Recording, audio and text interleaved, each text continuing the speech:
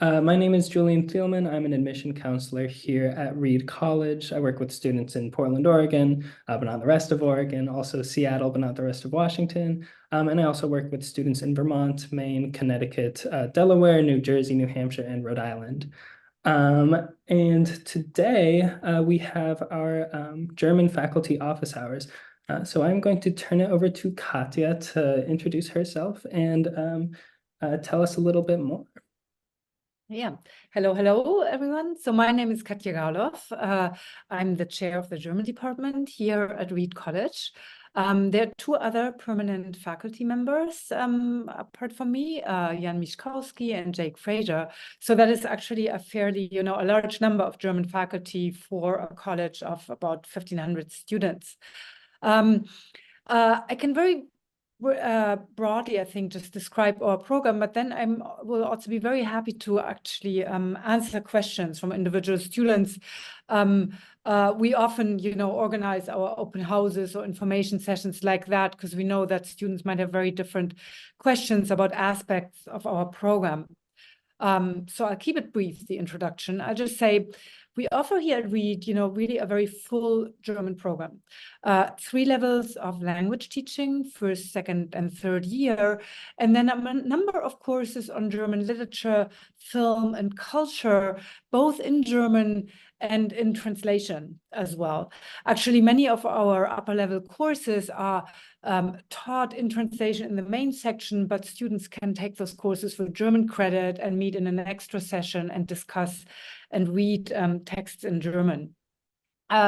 We do have, apart from a German major, also we offer a German minor, which has actually proven very popular here at Reed. The number of courses you have to complete to obtain a minor depends a bit on the kind of level of language proficiency with which you enter the program. If you come in with intermediate or advanced language competency, you have to take 4 additional courses to get the minor. Otherwise, if you really start from 0, it's 6 courses. And I'm happy to talk more about that or about the structure of our major. But I want to mention that there are other important aspects to our program that students are very interested in.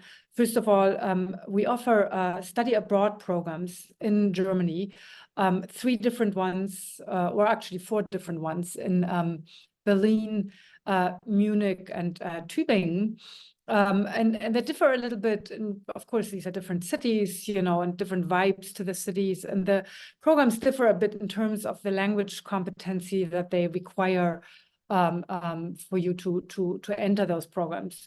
So sometimes students come, have questions about those, when can I study abroad? Where should I study abroad? And so on. So that's an aspect I'm happy to talk more about. We also host here on campus an array of German extracurricular activities. And the center of that is the so-called German House.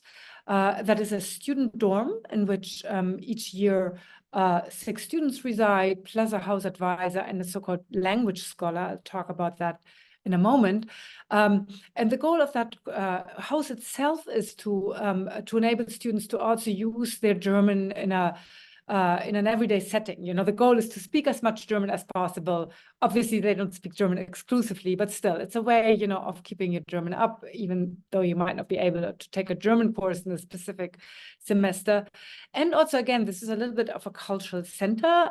The German House organizes cultural activities from film nights to poetry readings to baking of cookies, something. So that is an interesting, I think, part of the overall German program here at Reed.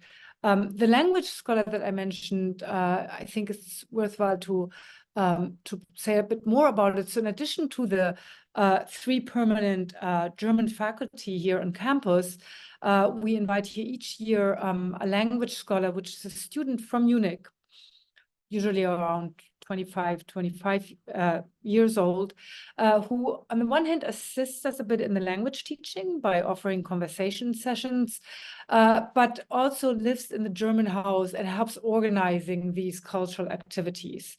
So I think it's a really good resource, the language scholar, to bring kind of contemporary German culture directly to the campus.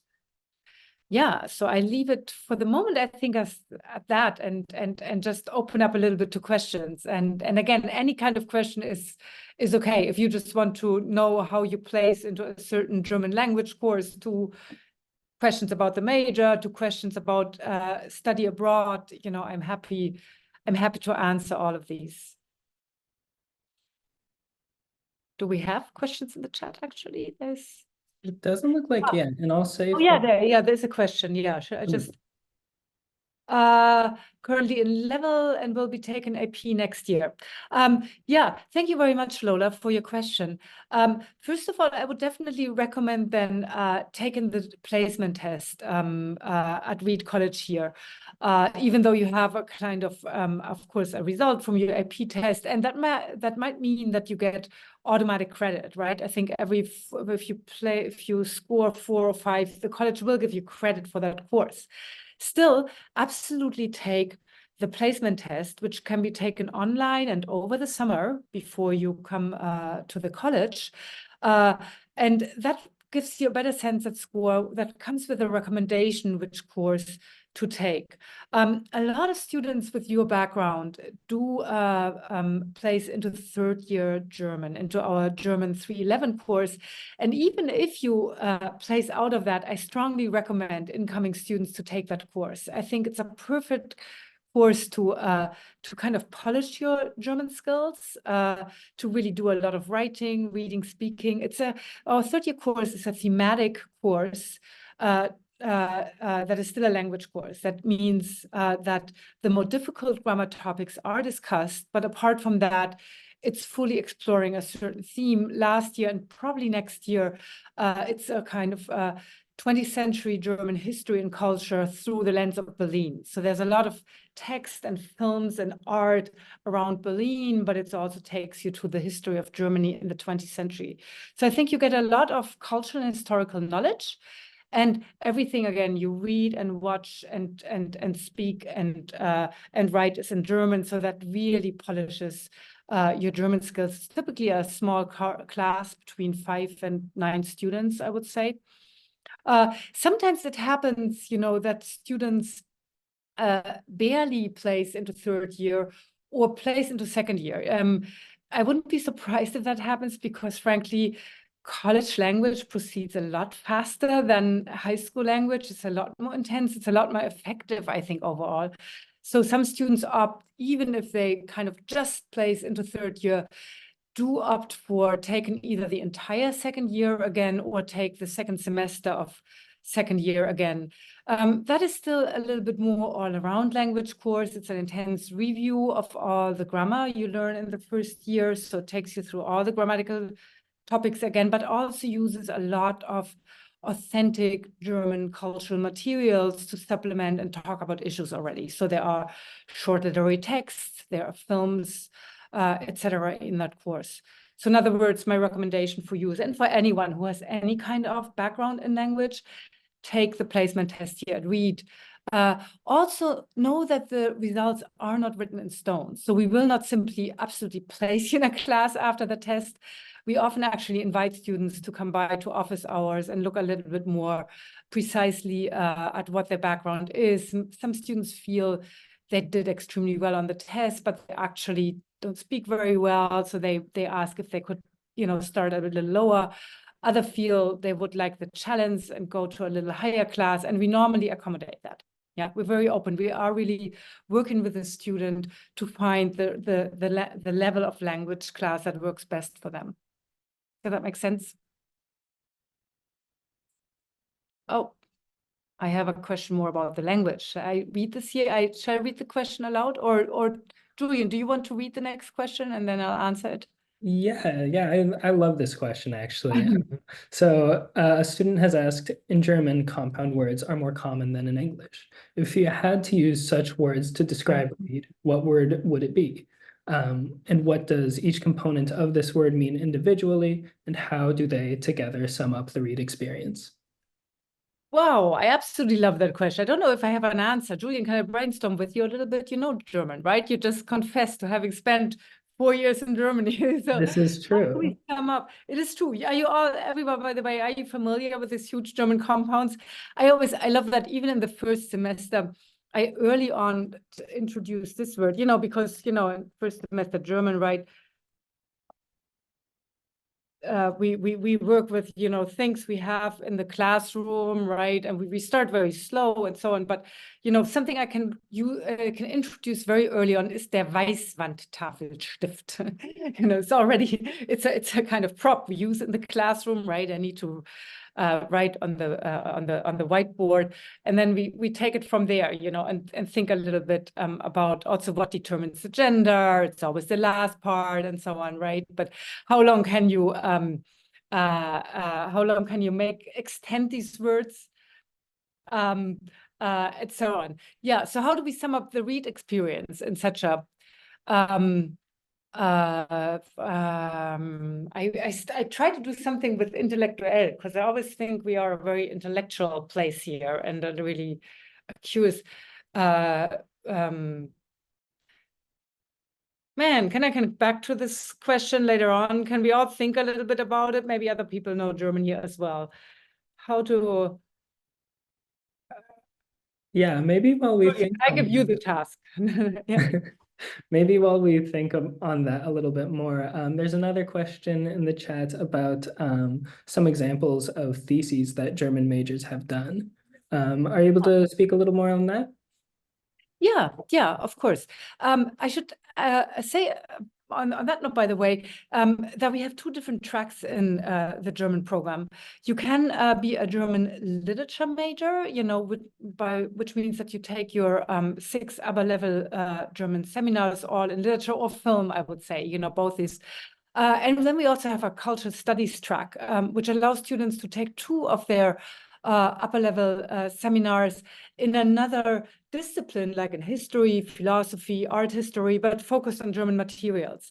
So, and depending on which track they choose, the topics look very different.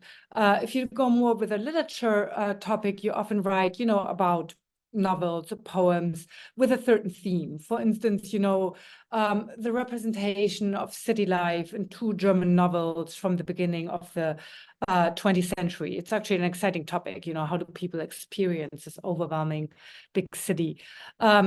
Or a film thesis by which you compare, often theses are somewhat comparative, the films from the new German cinema, which were politically very critical, with more recent films from the so-called Berlin School, that resume this critical impulse. If you do a cultural studies track, for instance, one student recently had taken 2 courses in art history, in addition to the German classes, and she wrote on the German School of German Expressionism, a kind of art school from the beginning of the 20th century, with a specific focus also on the manifestos they wrote, what they wanted to do with their art. So those were written in German, and she looked at them closely and combined them with analysis of their paintings. Yeah. Many students are also interested in either German and philosophy is very popular, or German and history, so questions about, remembrance of the 2 world wars, remembrance of the Holocaust in German literature, or philosophy. Again, we are, because our philosophy department is very analytical, we teach actually a lot of the so-called continental philosophy from Kant to Marx to Heidegger. Yeah, does that make sense? So, and the thesis topic is really very open and wide. Typically, again, because we want to go a little bit in depth, you will write not on zillions of texts, but for instance, 2 novels, or 2 important philosophical texts, etc. Does that make sense? Yeah. So going back to study abroad, we've had a student in the chat ask whether study abroad programs are only available to German majors, or whether these are also open to German minors and students who are simply taking German courses. And then a follow-up question about how long these programs typically last. Wonderful, wonderful. Very important question, because there's a lot of interest in study abroad. Now, again, I think we finally really overcame COVID in that regard. You know, students are very eager to go abroad. So first of all, study abroad programs are open to everyone. You don't need to need a major or minor in German. You don't even need to be enrolled in a German class. You know, they're just simply open to everyone. They differ though with regard to the knowledge of German they require, and then we have everything. We have a great study abroad program in Munich, which is year-long only though, and requires that you come in with 2 years of German, 2 college years. Now, that said, many of our students actually really begin to learn German here in their first or second year, and what they do, since they want to go rather sooner than later to Munich or Berlin, where we have a similar program, they take a second-year German language class over the summer and then enter those German study abroad programs in Munich and Berlin, which is possible because they are fairly inexpensive language courses taught at German universities. So that's a feasible option. We also have, primarily in Berlin, language programs which do not require second year, actually no German at all. There you have the option of taking some courses in English while also being enrolled in an intensive German class. So everyone takes some German when they go to study abroad in Germany. But yeah, the levels differ. We generally recommend having second year competency because frankly, then you can take all your classes in German in the study abroad program. And that is just ultimately much, much more effective. I mean, because the major effect of really being in Germany is that the immersion so much helps your language learning along. It's a miraculous effect. And again, the more you are in fact immersed, the faster your German will improve. So my recommendation will always be, you know, try to get up to that second year German competency and try to take all of your courses in German. But again, that doesn't mean you have to go right away to the German university courses. In all of our study abroad programs, we offer courses that are taught within the program and that are all in German, but geared towards language learners. So there's a little bit more help along the way on every level. Okay, they are language-wise a little easier. You can always ask, you know, what does that word mean, and so on, right? So that makes that, but that is very effective. Yeah. Yeah, and how long this should be? I see that question here. So we have summer courses, you know, summer study abroad in Berlin. We have semester-long programs in Berlin and Tübingen, which is a small university town in southwest Germany. Very, very nice town, actually. And then we have year-long programs in Berlin and Munich. So that depends a little bit on your other plans at Reed, on your major, for instance. In many majors, it can be a little bit difficult to go for a full year because often students want to go in their junior year abroad, but that is also the year where they have to take a so-called junior seminar with their in the major, and then they opt to go just for a semester in their junior year. So that's an option. Yeah, does that make sense? So lots of options, in other words. We'll find the right thing that fits, you know. I always recommend, though, to start thinking early about whether you want to study abroad, because again, it is good to plan early. Where does that best fit in? And to talk also with your major department, to talk to us, you know, to get recommendations where can you best achieve your goals, both for the study abroad program and also for your program here at Reed College. Awesome. So you talked about the different types of classes that are offered at these study abroad programs, but I'm curious, within Reed College's German department, what do you specialize in, and our other 2 permanent faculty members, what did they specialize in? Yeah, thank you very much for that question. So I personally, again, I'm Katja Garloff, and I specialize in German Jewish studies. So I have written, I think now 3 books on different phases of German Jewish literature. First on the immediate post-war era, So survivors basically still writing in German, then on an earlier period on tropes of love in German Jewish literature. And now I've just completed a book on the very new German Jewish literature that has emerged in Germany after unification.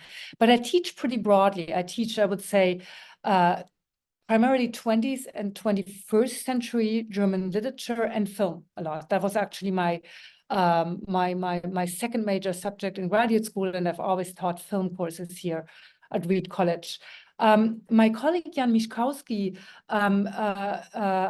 is a specialist period-wise on more the 18th, early 19th century, so Romanticism, and he's also very strong in literature and philosophy. He actually teaches a lot, as what I said, that we teach German philosophy as well.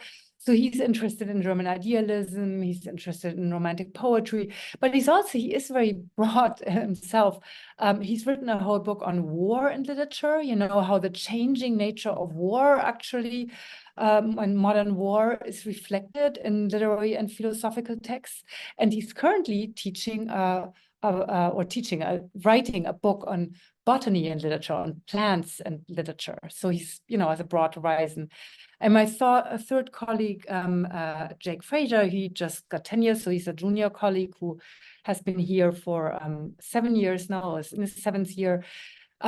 He also period-wise teaches everything from the 18th to the 20th century German literature and focuses on media history and media theory. So, but he's also fully, you know, he wrote on Heinrich von Kleist and Franz Kafka, two very canonical German authors, but also thinking in the ways how they reacted to the changing nature of media in their times. So he's teaching our Intro to Media Studies course.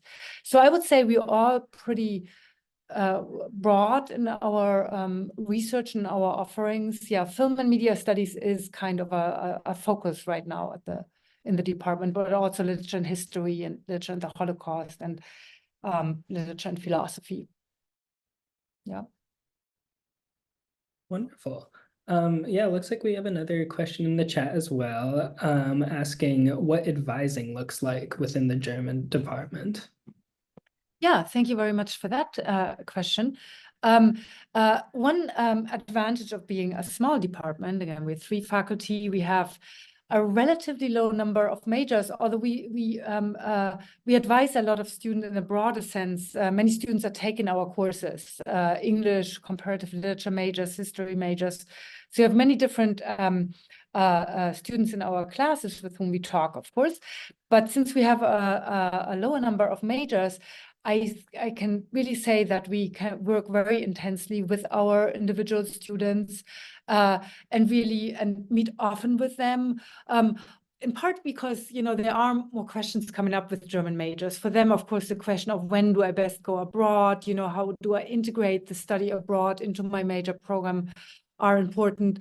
Also, you know, how do I improve my language fast enough in order to take enough literature courses to be able to write ultimately, you know, a thesis that is comparable to an English thesis, right? You will write your thesis really on German literary or texts, or again, films or philosophical texts or other authentic cultural materials. And that seems at the beginning daunting, but surprisingly, it works actually wonderfully. So I'm always really marveling at that our students come here and that they manage to do it, to really learn German language well, and then write, you know, a serious year-long thesis on a German cultural topic. And I think it works in part because we are able to give them a lot of attention, to talk with them, to make that happen. Yeah.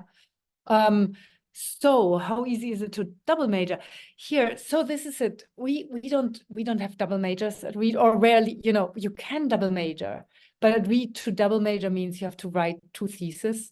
So that is fairly difficult. I think it's easier to actually, you know, do something of a major and a minor, I would say. I mean, and again, we have a really a growing number of German minors. It's a very popular minor, and often those are STEM students. So I had, you know, I had computer science, math, chemistry majors, etc., who minored in German. That is easier, I would say, than writing two theses, although it has been done not too long ago. We had an economics German double major, and he wrote his German thesis because he came with, he went already as a sophomore abroad. He wrote his German thesis as a junior, and then his economics thesis as a senior. Yeah. I do see another language question here about, do you see that, Julian? I've never learned constructive German. I speak fluently, a bit with an English grammar and have a large vocabulary. I have also never really read in German, and I write a spoken German. I wonder, whoever asked that question, do you happen to be what we call a heritage speaker? Do you had a parent speak German with you? Or you can answer in the chat. Because this is actually, we would, oops. Yes, yeah, I thought so. We get a good number of heritage speakers here, and this is actually a group among which the German minor is very popular, in part, because it fits easily into your program. Again, we'd ask you to take the placement test initially, and we will determine what is the best language course for you. And frankly, it sounds a lot like you will probably place into German 311, which is this first semester of third year language. And as I mentioned earlier, this is typically a small class, and we just can accommodate different student levels there. I mean, this is we have this situation all the time, that we have heritage speakers who seem to speak very fluently, but have no clue about grammar and haven't read that much German. On the other hand, and we also get the students who come out of first and second year German, have a firm grasp on grammar, but feel they are very shy when they speak, that they can't speak very fluently. So in some ways, we are used to deal with that situation, and over the course of the semester, these two different groups of students simply come together. I mean, as a heritage speaker, you might work a little bit with the teacher to get a bit more grammar instruction on the side, to really, if you're interested in that, to look up certain things you've never studied formally. How does this conjugation work, etc., or the cases. There are actually rules to those, but the thing is, on that third level, students just improve dramatically because of this intense kind of speaking, reading, and writing in German. This is actually very effective. We do this in second year already. When students have their short German essays every other week or so, they have to, or maybe every third week in third year German, they write an essay of a couple of pages and so on. And they write that generally in two versions. So first they write a version, and then we'll just mark the mistakes without correcting them. And you have to self-correct. And you can use help for that. You can go to the office hours of your professor, or to the language scholar, to a tutor. Yeah, right. But the point is really that you go over your writing and sort of correct it. And that is enormously effective in helping basically everyone, but particularly heritage speakers who often kind of haven't heard so much the adjective endings and all that. There's certain mistakes, grammatical mistakes they easily make. But once you do that and really correct it yourself with some help, you'll just improve a lot. Yeah. So that would be my first my guess, that you end up in third year German 311, and that course will help you really improve your German a lot within a semester even. And then there's a continuation 312 and in the spring if you're interested. Yeah. Wonderful. So you talked about we've addressed double majoring a little bit. We've also talked about well, one thing that we talk about a lot here at Reed is interdisciplinary study. And you've mentioned the ways in which German intersects with philosophy, intersects with media studies. Are there other departments that you frequently see the German department intersecting with, and in what ways? Yeah. Again, our kind of natural collaboration is here with the other literature departments. We have a very strong comparative literature program. Again, that is not a department, or we contribute to that. So we have now also a film and media studies major that we're contributing strongly to, because two of us, Jake and I, are teaching courses in that field. But traditionally, we also have seen a lot of, again, interaction or collaboration with the philosophy department. Again, the German philosophy interdisciplinary major is popular for students who do not just want to learn the analytical philosophy, but who do want to learn about the continental thinkers. German history, I think, is fairly popular. We have a German historian on the faculty, and students, with an interest overall in European history often work with us. Art history also, again, has been an interdisciplinary interest. But even, I had now a couple of people in psychology minoring in German, and they started to forge, some interdisciplinary connections. I would say we're really very, very open to interdisciplinarity. Again, one of our tracks in the major encourages interdisciplinarity. We involve a lot of materials from other disciplines in our courses, not just literature, but again, other materials. Our approaches are often kind of really, we open a big question, right? And so have a thematic approach that encourages multiple perspectives, etc. Does that make sense? Yeah, absolutely. Yeah, so another question that we like to ask our faculty is what makes the German department at Reed distinctive, and what makes it unique from those other institutions. Maybe this will also help us sort of brainstorm compound words that would describe. Oh, right.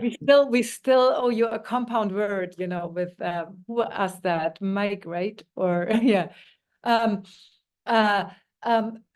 Distinctive.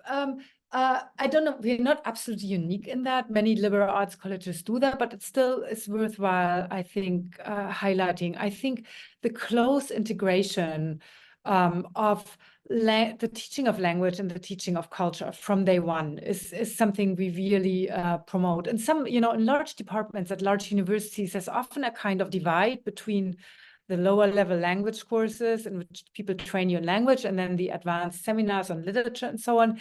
We try to integrate really from day one. That means also all of our language classes use authentic and what we think as interesting materials from day one. Even first year German, in the second week we read some short poems, in that week, and see how the language works in that. We look at paintings early on, right? So things you can do with limited language. So really, I think students have a sense from the beginning that you do not learn the language just in order to go there and travel and order food in a restaurant, but in order to understand German culture. So, and I feel that we do that fairly successfully by, again, incorporating these materials early, by encouraging our students to continue to take German classes beyond the language classes, and really that it becomes for them a full cultural immersion, a sense of understanding another culture through its language and its literature and its history and philosophy as well. Wonderful. So you mentioned the German language house. And I'm curious if there are other things that the German department does to build community within it. Yeah. Again, many of those efforts so kind of often start or evolve around the language house. It is a kind of center in that regard. We try to offer regular extracurricular activities to everyone, or at least anyone interested in these. And part of how we do it, right at the beginning of each semester, we build a German email list. So everyone who's enrolled in German classes but also expresses interest otherwise is entered into a database, into our email list. And then we write a weekly kind of short newsletter, informing people about what's going on, what activities or events. Like, for instance, we try to offer a German film night every week, right? We mentioned that, or as I said, poetry readings, or in the German house, they bake cookies or something. You know, cooking is actually always, I feel, very nice communal activity. It's fun, you know, and you do the recipes and you can speak a little German on the side. So that I would say, you know, through this email list and through the activities that we advertise over the campus, will inform people about those and encourage them to participate. Wonderful. That film nights sound like a blast, and you know, baking cookies always sounds like to me. Yeah. Do you have any favorite classes that you've taught over the course of your time here at Reed? Oh, I like most of my classes, actually, I have to say. I think, but just last semester, I think my cinema and politics course was really a blast, was very, very interesting. So that's a course that, you know,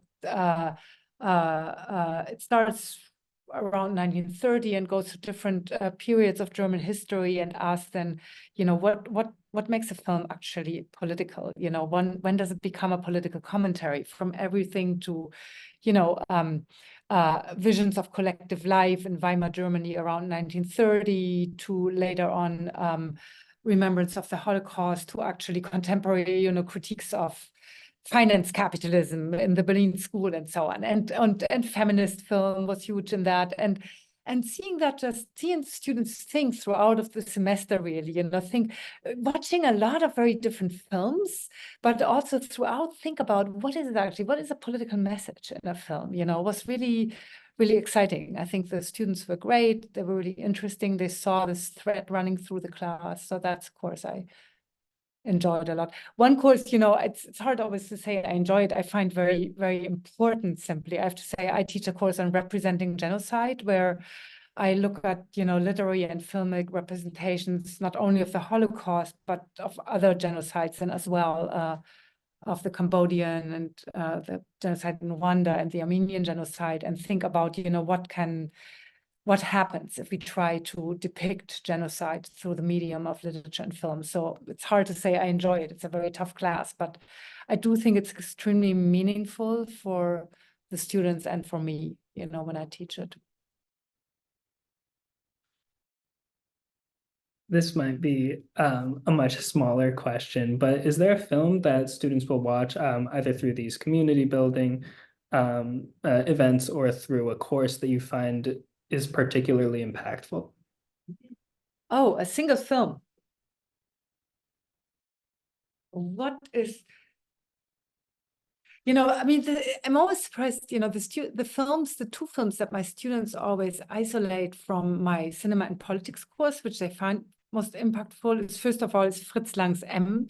You know, it's a film from 1931 by this famous filmmaker Fritz Lang, on a child's murder, actually, but it's been so influential. If you see it, you know, and if you see the shadow of the murderer move over the poster, you know, you immediately recognize how influential German expressionism filmmaking style has actually been on our post-war cinema.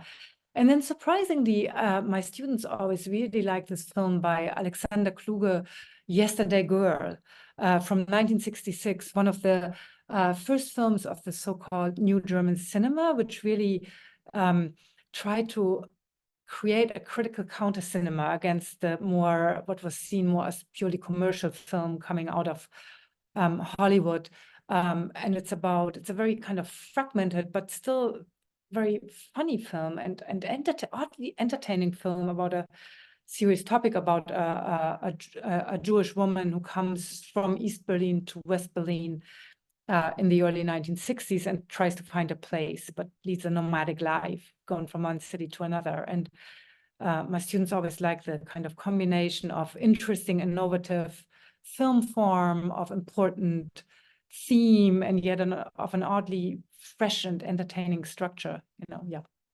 So two art films. Well, the one I think is better known, Fritz Lang's M, but Alexander Kluge, I write it in Yesterday Girl. Here, I put it into this chat. Maybe less known. Wonderful. Part of my curiosity is that I need recommendations, so thank you for that. Oh, okay. Yeah, so another question that that we like to ask faculty at these faculty office hours, is what students in the German department, either students who are majoring in German or the students who are minoring in German, what they end up doing after they graduate. Are you able to speak on that at all? Yeah, they do a wide range of things. I mean, first of all, immediately after college, often our students go for another year to Germany. I mean, we have a great placement record for the Fulbright scholarships, which I think are great, or fellowships they're called, a great opportunity. So students go for a year to Germany, either to teach half-time English at a German high school or to do a research project. You know, the former are a little bit easier to get. The latter, the pure research, is a little harder to get, but our students have gotten it. I actually think the first is really a great opportunity when students, you know, think about going a year abroad to really perfect your German, but also to gain some work experience, and teaching experience is always great, is a great first step to do after college. After that, they really go into a wide range of professions. A little known thing is that there is only law schools love foreign literature majors. I don't know why, but you know, if you want to go to law school, it's really amazing. A foreign literature degree will get you in. So they do sometimes that. They do of course go into professions where they can use the German, either teaching, or there's a lot of government jobs. A student of mine works for the government in Washington, D.C., collating what's written in German newspapers about the U.S. and making and summarizing that and presenting how U.S. is being discussed and presented in the German media. They work sometimes in business later on, in international business. You know, Germany has a very strong economy, so a lot of firms are cooperating. Or, of course, they go to graduate school and become professors of German themselves. You know, they are a very strong placement record as well. But I would say it's very diverse. They end up in a number of things. Some go to medical school. I mean, the nice thing, I think that you've probably heard this more often by now, but really, you know, in a first liberal arts degree, it doesn't matter so much in what you major for your later career. I mean, that is true, I think, for all, at least for the humanities and social sciences. A lot of paths are open after that. Yeah. But yeah, the biggest things I would say, law school, I would say library and information science. I had a number of students going there into all kind of teaching professions, or government and business. Apart from, again, going to a graduate program in German literature, that's also a path, becoming an academic yourself. Yeah, does that make sense? Yeah, wonderful. I still don't have a compound word. You need to leave it. Oh, I really love languages. And now Mike has another language. He tries to give us a way out of the compounds thing. I really love languages in general. They teach me so much. So I would like to ask you, what has the German language taught you? Well, first of all, I'm a native speaker of German, right? So the German language, it's hard to say what it taught me. I love teaching language because you know, once you teach, actually you have to teach your native language, you understand, you know, what it means to really understand the structure of a language, right? So I felt I learned enormously from that. And you have, of course, the same effect if you learn any foreign language, right? It forces you to think about the structure of language as such, right? What does, for instance, in German, I always point out to my students, the fact that German is so much more grammatical, right? Has this declination and conjugation and so on that drives you crazy sometimes as a student. It also means it can be highly flexible with word order, right? Much more than in English, where you really have to have subject, verb, object, right? So to realize that, how this high, you know, the fact that cases signal the grammatical function of a word means that you can be more flexible with word order and put different emphasis, you know, and be expressive with variations in word order. This is actually something that the contrast between English and German can teach you well. Does that make sense, Mike? You take that as a substitute for a compound? Yeah. The compound word question is going to Compound word. haunt me for weeks to Yeah, come. will come. We have to leave your number, and we have to make one up. Okay, are there any more questions that you have? The people who are still there here, the students, do you have any questions left over?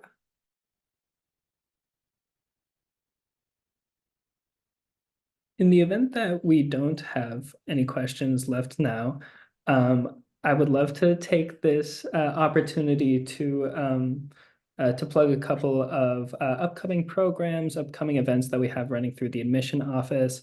I know we have a couple admitted students in attendance tonight, and we would absolutely love to host you on campus for a Read Admit Day. These are great opportunities for you to shadow a class and sort of get a sense of how classes at Reed operate. And then we also have a lot of other faculty spotlights going on in the next month. So if you're interested in other departments as well, I would highly encourage you to drop in on one of those. And then we also have just a ton of other events running online that I would highly encourage you to check out. They're always really fun. So unless there are any other questions, we can end right about now, but feel free again to please come visit us and also to reach out if you have any other questions. Yeah. Wonderful. Okay.